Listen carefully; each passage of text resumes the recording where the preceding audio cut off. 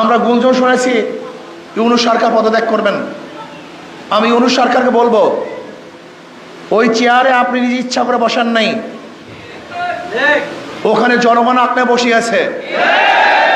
ওখান থেকে পদত্যাগ করার এখতিয়ার আপনার নিজের নাই।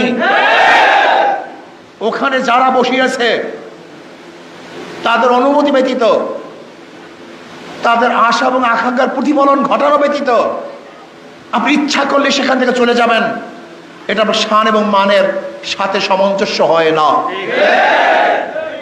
এটা আপনার শান এবং মানের খেলা। জনগণ তারা মুক্তি পাওয়ার জন্য, স্বাধীনতা অর্জন করার জন্য, শান্তি পাওয়ার জন্য, নিরপেক্ষ নির্বাচন উপহার দেওয়ার জন্য, বৈষম্য দূর করার জন্য, গ্রহণযোগ্য নির্বাচনের জন্য আপনাকে ওখানে বসিয়েছে। মানুষ সংস্কার চায়, সংস্কার করাবার জন্য আপনাকে বসিয়েছে। আপনি ইচ্ছা করলে পদত্যাগ করবেন, ইচ্ছা করলে ছেড়ে যাবেন, ইচ্ছা করলে গদি ত্যাগ করবেন। আমরা জানি আপনি চান না, কিন্তু এখানে চাওয়া এবং না চাওয়ার আপনার ব্যক্তিগত বিষয় নয়, আপনার ওখানে থাকা এবং না থাকা করে বাংলাদেশের জনগণের বিষয়, দেশের বিষয়।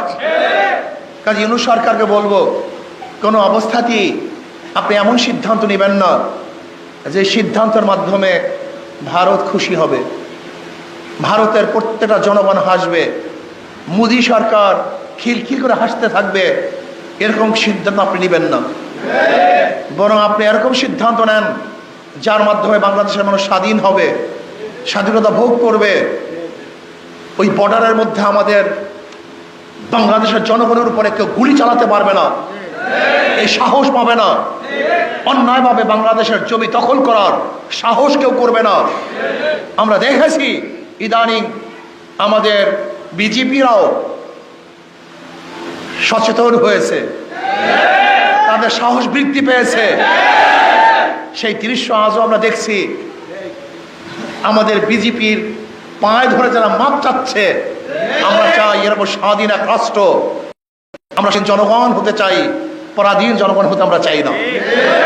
এই জন্য ইউনূস সরকারকে বলবো, আপনি ইচ্ছা করলেই গদি ছাড়বেন, ইচ্ছা করলেই গদিতে বসবেন, এই এখতিয়ার আপনার নাই। জনগণ আপনাকে বসিয়েছে, জনগণের যখন ইচ্ছা হবে তখন ওখান থেকে আপনি নামতে পারবেন, আর জনগণের ইচ্ছার বাহিরে আপনি ওখান থেকে নামতে পারবেন না। ইসলামী আন্দোলন বাংলাদেশ কি চায়? মানুষকে মুক্তি দিতে চায়, শান্তি দিতে চায়, বৈষম্য দূর করতে চায়। সাম্প্রদায়িক দাঙ্গা থাকবে না, সাম্প্রদায়িক সম্প্রীতির ভিত্তিতে দেশকে পরিচালনা করতে চায়। জুলুম মুক্ত, চাঁদা মুক্ত এক দেশ করতে চায়। আর ইসলামী আন্দোলন বাংলাদেশ বিশ্বাস করে মাদার গাছ লাগিয়ে